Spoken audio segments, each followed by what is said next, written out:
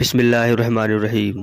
السلام علیکم پیارے دوستو، آج ہم اس ویڈیو میں حضرت نوح علیہ السلام کا واقعہ بیان کرنے والے ہیں کہ کیسے اللہ تعالیٰ نے ان کے قوم پر عذاب نازل فرمایا۔ حضرت آدم علیہ السلام کے دنیا میں آنے کے بعد ان کی اولاد دنیا میں خوب پھلی پھولی، لیکن ایک مدت گزر جانے کے بعد وہ لوگ خدا کو بھول چکے تھے اور ایک خدا کے بجائے انہوں نے مٹی اور پتھر کے کئی خدا بنا لیے تھے۔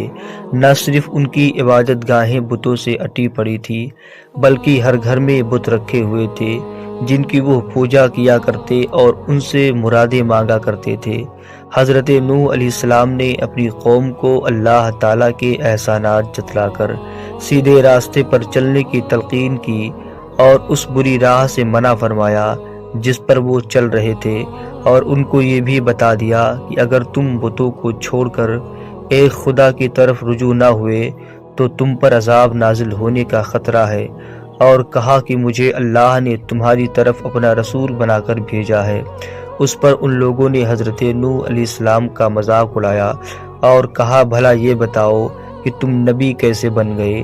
تم تو ہمارے جیسے گوشت پوست کے بنے ہوئے ہو اور ہم میں ہی پیدا ہوئے ہو، تم میں ایسی کون سی چیز ہے جس سے ہم تمہیں نبی سمجھیں؟ اگر خدا کو نبی ہی بھیجنا تھا تو وہ کسی فرشتے کو نبی بنا کر بھیج دیتا۔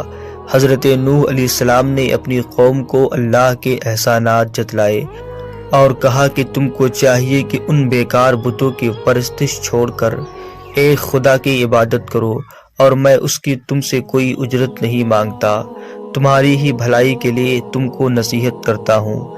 حضرت نوح علیہ السلام نے کوئی 950 سال تک اپنی قوم میں وعظ و تبلیغ کی اور کوشش کی کہ وہ خدائے واحد کے سچے پرستار بن جائیں، مگر ان پر کوئی اثر نہ ہوا، بلکہ حضرت نوح علیہ السلام وعظ فرماتے تو ان کو ٹھٹھوں میں اڑاتے، کانوں میں انگلیاں ٹھونس لیتے تاکہ ان کی آواز کانوں میں نہ پہنچ جائے۔ صرف چند لوگ تھے جو آپ پر ایمان لائے۔ قوم کی یہ سرکشی اور نافرمانی دیکھ کر حضرت نوح علیہ السلام نے اپنے رب کو پکارا کہ اے اللہ، میں تو اس قوم سے تنگ آ گیا ہوں، اب تو ہی ان سے بدلہ لے۔ خداوند تعالیٰ نے حضرت نوح علیہ السلام کو حکم دیا کہ ایک کشتی بناؤ، اور یہ بھی حکم دے دیا کہ دیکھنا اب کسی کی سفارش نہ کرنا، اب ان پر ضرور عذاب نازل ہو کے رہے گا۔ حضرت نوح علیہ السلام خدا کے حکم کے مطابق کشتی بنانے میں لگ گئے۔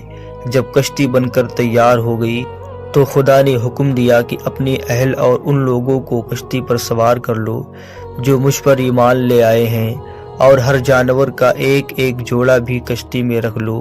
جب سب لوگ کشتی میں بیٹھ گئے تو خدا کے حکم سے زمین کے سوتے پھوٹ پڑے اور اس کے ساتھ ہی موسلا دھار بارش شروع ہو گئی۔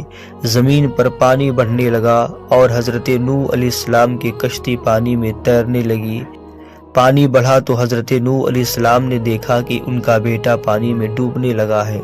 آپ نے اسے آواز دی کہ اب بھی آ جاؤ تاکہ خدا کے عذاب سے بچ سکو، مگر اس نے جواب دیا میں کسی پہاڑ کی چوٹی پہ چڑھ کر اپنی جان بچا لوں گا۔